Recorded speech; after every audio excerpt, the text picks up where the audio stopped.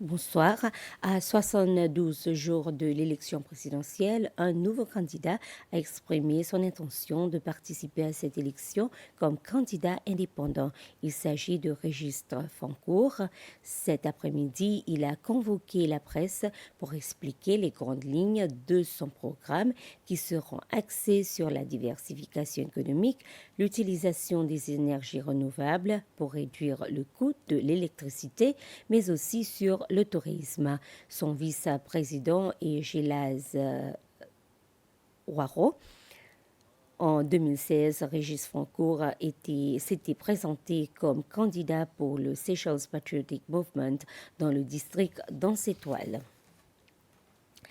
L'Assemblée nationale a adopté une motion appelant à ce que la Maison du peuple, actuellement occupée par le siège du parti United Seychelles, soit restituée au peuple séchellois en accord avec ce que son nom symbolise.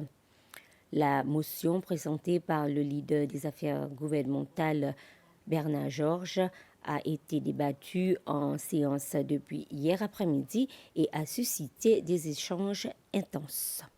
Elle demande la création d'un comité parlementaire chargé de mener une enquête sur les circonstances entourant l'existence et la propriété actuelle de la Maison du Peuple ainsi que sur le terrain qu'elle occupe.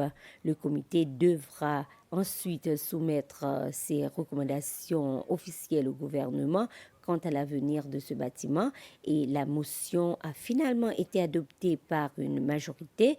Un comité parlementaire devrait être constitué dans les jours à venir afin d'entamer les travaux d'enquête et de consultation. Toujours à l'Assemblée nationale, l'approbation d'un amendement à la loi encadrant les salaires des personnes occupant des postes de nomination constitutionnelle. Cet amendement vise spécifiquement les conditions de pension accordées aux ambassadeurs et aux hauts commissaires qui, jusqu'à présent, étaient traités différemment par rapport aux autres personnes nommées sur cette même catégorie constitutionnelle. Le vice-président Ahmed Afif a qualifié cette disposition légale d'anomalie. L'objectif de la modification est d'harmoniser les critères de pension. Une délégation de l'Union africaine conduite par M. Samuel Atour-Obi a rencontré le président de l'Assemblée nationale, Roger Monchienne.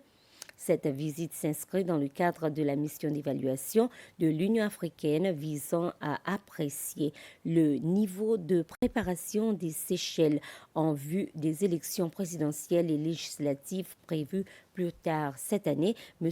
Atiobi a expliqué que son équipe mène actuellement une série de consultations avec divers acteurs clés, y compris les médias.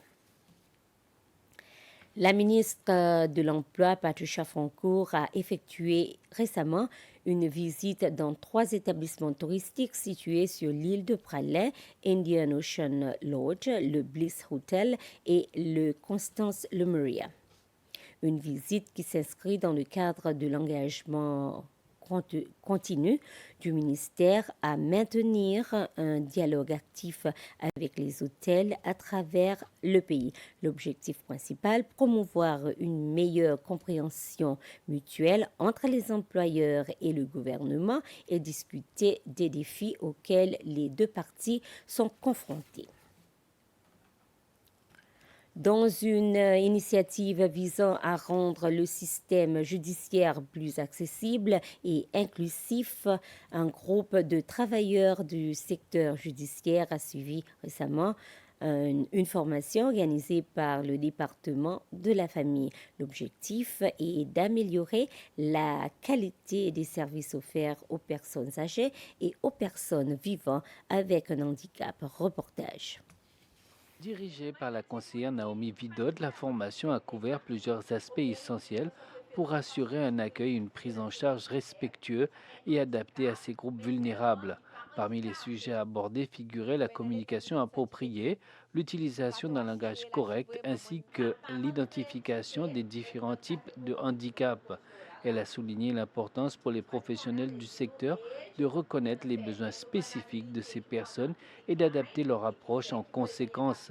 Les participants ont accueilli favorablement cette initiative.